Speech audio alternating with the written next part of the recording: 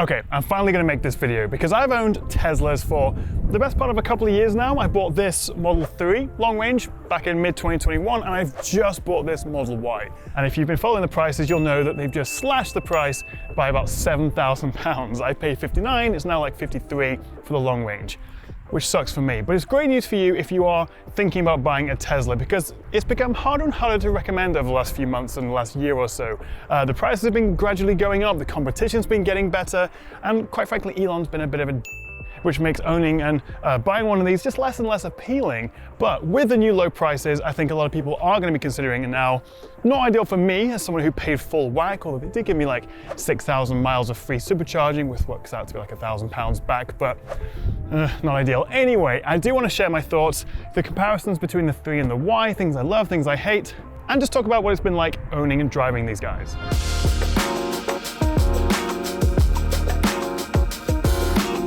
So why did I buy a Tesla? Well, I'm a tech YouTuber, so it's the law really. And I must admit, it's always been somewhat of a dream since I first drove one back at CES around 4 years ago. Me and my buddy Marcus from PC Centric drove around Vegas. And it was just the most stunningly futuristic car. But in truth, the number one reason I bought a Tesla 2 years ago and again last month, one word: infrastructure. Right now for me, it just doesn't make any sense to buy any other EV, as frustrating as that is, unless Tesla unlock more of their superchargers for other cars, which they have done. A handful of superchargers in the UK can be used by other cars. This is the reason why I didn't go with the Ioniq 5 or the EV6 or the BMW i4, as much as I love them. Driving longer distances with anything other than a Tesla can just be a bit of a headache. While with Tesla's superchargers are getting busier as more and more people own them, I've never had a bad experience. And for me, getting rid of that range anxiety, it just trumps everything really, even if other cars have better designs or nicer interiors. Although I should caveat that saying it all depends how you drive. If you're buying an EV as a city runner or just to go around town and you're not doing regular long distance trips, then it doesn't really matter. So that's the main reason I bought a Tesla, but don't get me wrong, I have no brand loyalty really. I'm well aware these are far, far from perfect cars. So let me share what I like and what I don't like about these. Starting with the good stuff. And on a cold winter's morning, defrosting the car and getting it nice and toasty by the app is always a treat. You don't need to carry around the key card if your phone's connected either, and you can track its location and even live speed, set the climate, open the boot, track your charging, view the Sentry cameras, and even switch between cars with a single swipe. It can sometimes take a few seconds to connect, but generally the app is all very slick. As is just walking up to your car. It unlocks with the proximity of your phone, pop it in drive, and away you go. Fully electric seats, a gorgeous panoramic sunroof, and the bright minimalist interior I think is refreshing compared to all the over-engineered and cluttered dashboards on many rivals. And while this is definitely a personal preference, I do prefer the wood trim with the black interior to the white, although more options would be nice, like you get on the fancier Model S and X. A popular mod though is to switch out the trim for more Alcantara, which I think looks pretty nice. Both the 3 and the Y have generous frunks and underfloor space in the boot, but the Model Y is obviously a lot more spacious, especially in the boot and the back seats. They're practical, fast, and genuinely lovely to drive, particularly the Model 3, and I maintain the software and the infotainment is still the best on the market, as are the speakers, especially at this price point. Getting stuck in a traffic jam, or if you need to kill some time at a charger, firing up a game or a spot of Netflix or Disney Plus is a welcome distraction.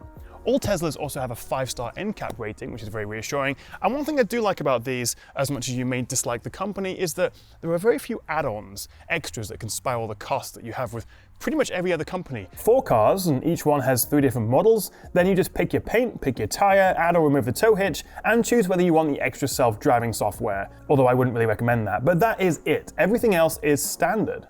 Regular software updates keeps things fresh as well. We've had a recent tweak to the layout of the UI, Apple Music and Zoom are new apps, and a few months back they updated it so when you indicate, the side cameras pop up on screen, which you can also move around. And we also recently got access to the interior cabin camera, which is handy for security or if you're just checking on your doggo. And also, these updates have improved some of the more frustrating elements of the Tesla. For example, the auto windscreen wipers are still not great. More often than not, I have to select a manual wiper speed as it's not keeping up, but it's better than it was. And actually, one thing that really annoyed me since I bought the Model 3 was how the auto high beam would take far too long to dip, so oncoming cars would often flash me. But after one update last year, it is far, far more responsive, and I don't have that problem anymore. Granted, a lot of these updates and fixes shouldn't have been necessary, but Tesla is still a new company, and to their credit, most of the EVs rarely get these kind of updates. As for autopilot, well, I still think it is a selling point, even if it doesn't live up to Elon's wild claims, but especially in the UK, I wouldn't bother paying extra for any of the more advanced and full self-driving software. It's just a huge waste of money.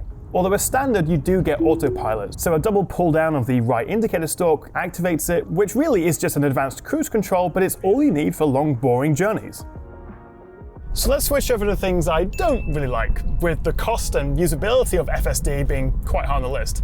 The design, both inside and out, is also not everyone's cup of tea. The Y in particular looks a little bit bloated, and it also lacks the more aggressive styling that a lot of the rivals offer. It also lacks some pretty standard features that you'd find on similarly priced cars, like a 360 camera, head-up display, cooling seats. I also posted a TikTok recently, I'm Tom the Tech Chap if you fancy following me, about switching the hubcaps on my new Model Y to some smarter matte black ones. Although it is kind of laughable that on what was a 60 grand car, we're still dealing with plastic hubcaps. Also, the inconsistent auto wipers are still annoying. There's no blind spot safety warning. I also find the air conditioning a little bit fiddly. Switching between manual and auto, moving it around, it feels a bit weak sometimes. There's also no Apple CarPlay or Android Auto, and I do sometimes miss Google Maps for navigation. And the driving experience isn't the most refined or premium, and particularly on the Y, it is a bit more noticeable, the road noise. The cameras frequently get dirty, particularly on the back, so a little spray or a wiper would have been nice. My other issue is that new models don't come with ultrasound sensors. And as I'm recording this, we're still waiting for the Tesla update to unlock the proximity sensors with Tesla Vision. So right now, when I'm parking, there's no audible or visual representation or signal telling me that I'm about to crash into something. For example, now I am backing up into my driveway. I've got the other Tesla there, and there's no bonging, no signals, no orange or red or green, nothing telling me how far I am away from anything. I just have to go off these cameras and even maybe look around a little bit, which is fine if the cameras pick up the walls, but not if there's like a pillar there or a person. Right now it is a real frustration. But I think my biggest complaint was going to be the price. I bought this Model 3 for about 50 grand in May 2021, and by the end of 2022, it was 60. The good news though is, as demand has been dropping, they finally slashed the prices, back to what I think is a pretty competitive level. The entry rear-wheel drive Model 3 starts at about 43k, a couple of grand more for the Model Y, and now this is like 8 grand cheaper than the BMW i4, and it's pretty similar to the Ioniq 5. There hasn't been a better time to buy new or used, since those used prices are going to be dropping as well in a couple of years really. It's a pretty good time. Another big question I get asked a lot is, should I go for a 3 or a Y? Well, the Y is basically just a bigger hatchback version of the 3, but the trade-off is it's a bit slower, you get around 50 miles less range, and it's a couple of grand more expensive. So why the Y? Well, really it's just the practicality of having hatchback combined with a much bigger boot space, which means I think this is a much better option if you regularly carry passengers, a lot of stuff, animals. I mean, the saloon style of the Model 3 feels very restrictive in comparison. This is one of the most practical EVs you can buy. There's no load lip, you've got these release levers that drop the back seats, which I don't have in my Model 3, and also just having the overhead bar, which is here on the Model 3, so much further back here, and the extra headroom, the extra legroom, it's a lot more comfortable for passengers. There's also been some nice refinements to this with the 2023 model that may have put you off earlier Ys. Extra materials in the door, the parcel shelf in the back improve the acoustics. I've got the faster Ryzen processor in here, although not the super fast one that can play Steam games. That's exclusive to the Model S and Model X. They've also softened the extension a little bit, and paired with the 19-inch Gemini tires I have in here, the ride quality isn't far off my Model 3. For driving, I definitely prefer the Model 3. It's smaller, more agile, you get less road noise. It's also a good deal smaller. The Y's got quite chunky bumpers. And I did buy the boost for this. Don't get me wrong, both cars are incredibly quick, but putting your foot down in this, in sport mode, it makes you and your passengers smile every time. The new downside is because I have the older one, I've got the Intel processor in here, which is a little slower. The Ryzen chip on my Y and all new models for the 3 and the Y does feel a little bit quicker opening apps and the cameras and things. But if I didn't own either and I was going to buy a new one now, I would probably go with the Y. I would go with the Y. It's just a lot more practical. I'm probably going to use it for a lot longer. Although I would have gone for it in the new cherry red color had that been available, I think. That should be more widely available soon.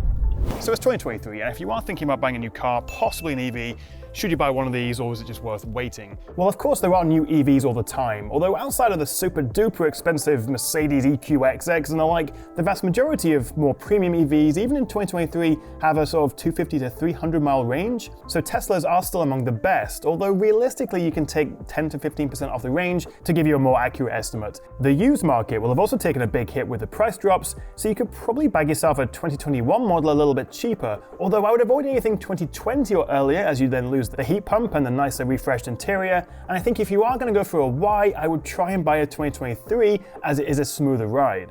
We are also expecting a Model 2, which is supposed to be a little bit more affordable, aiming for like the $25,000 range, but who knows when that's going to come out. They say 2024, but then when you add in delivery times. But I am excited for that, and it should make Teslas a little bit more mainstream.